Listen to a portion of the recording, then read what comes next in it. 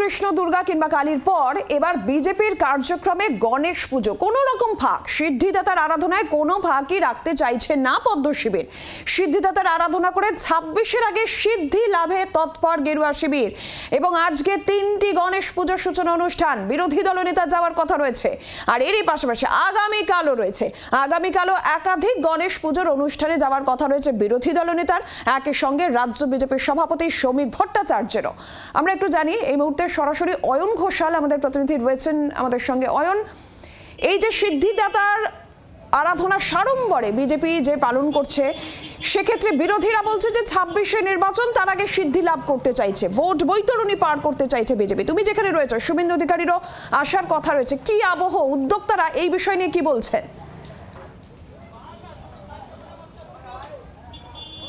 শুধু শুভেন্দু অধিকারী নয়, এখানে শ্রমিক ভট্টাচার্য, তারও আসার কথা। এমনকি রাজারহাট অঞ্চলের যিনি বিজেপি সভাপতি, তিনিও আসতে চলেছেন।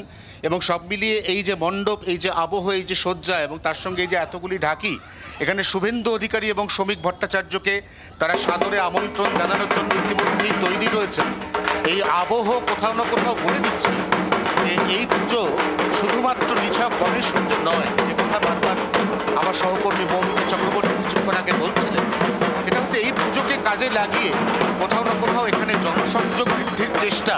কারণ সকাল থেকে, বা বলা ভালো গতকাল রাত থেকে, এখানে এই পুজোর যারা আয়োজক, তারা এক টানা গোটা এলাকায় মাইকিং করেছেন এবং তাদের বক্তব্য হচ্ছে যে আপনাদের পাড়ায় শুভেন্দু অধিকারী আসছেন, আপনাদের পাড়ায় শ্রমিক ভট্টাচার্য আসছেন, অতএব এই উদ্বোধনী অনুষ্ঠানে আপনারা আসুন, আপনারা যোগ দিন। দল নির্বিশেষে, ধর্ম নির্বিশেষে সবাইকে যোগ দেওয়ার এই যে আহ্বান, এই আহ্বানের মধ্যেই কিন্তু কোথাও না কোথাও এই বার্তা লুকিয়ে রয়েছে যে এই অঞ্চলের আপামর মানুষ, তিনি যে দলই করুন না কেন, তিনি যেন গণেশ পুজোর এই উদ্বোধনের যে অনুষ্ঠান, এই অনুষ্ঠানের যে মুহূর্ত, তাতে শুভেন্দু অধিকারী এবং শ্রমিক ভট্টাচার্য যে তাদের পাড়ায় এসছেন, এটা অন্তত একবার হলেও দেখে যান।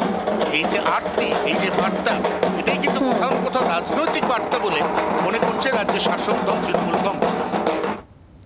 অয়ন, ধন্যবাদ তোমাকে। আর এই প্রসঙ্গে তৃণমূল কংগ্রেসের কি প্রতিক্রিয়া, সুদীপ রাহা কি বলেছেন শোনাবো, আর একই সঙ্গে বিজেপি বা কি বলছে, যেখানে রাজ্য বিজেপি মুখপাত্র দেবজিৎ সরকারের বক্তব্য শোনাবো আপনাদের। বিজেপির উচিত সবার প্রথম মানুষের পুজো করা। বিজেপি তো মানুষের গণতান্ত্রিক অধিকারটাই কেড়ে নিয়েছে। ওরা তো বাঙালিদেরকে ভোটার বলেই মনে করে না, ওরা তো মনেই করে না বাংলার কেউ ভারতবর্ষের বৈধ ভোটার। সেখানে গণেশ পুজো উদ্বোধন করতে যাওয়ার কি আছে? ওরা মনে করে একমাত্র যারা বিজেপি তারা বৈধ, বাকি সবাই অবৈধ।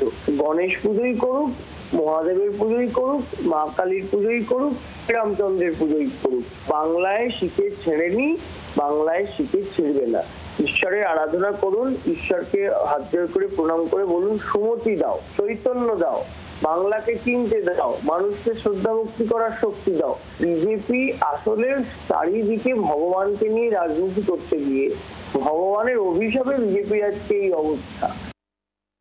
কালীঘাটের মা কালী ফাইল ছেড়ে দেওয়ার পরে যারা জগন্নাথ দেবকে বাজেয়াপ্ত করে পুরী থেকে দীঘার সমুদ্র তীরে উদ্বাস্তু মতন করে এনে টেনে বসিয়ে দিয়েছেন, তাদের এইসব কথা মানায় তাদের মুখে? আর গণপতির যে আরাধনা, গণেশের যে আরাধনা, সেটা ভারতের জনতা করছেন, আবহমান কাল ধরে করছেন। ভারতীয় জনতা পার্টি তার সঙ্গেই থাকবে। ভারতের জনতা যা চাইবেন, ভারতীয় জনতা পার্টি তার সঙ্গে থাকবেন। বাংলার আওয়াজ, বাঙালির আবেগ, জি 24 ঘন্টা।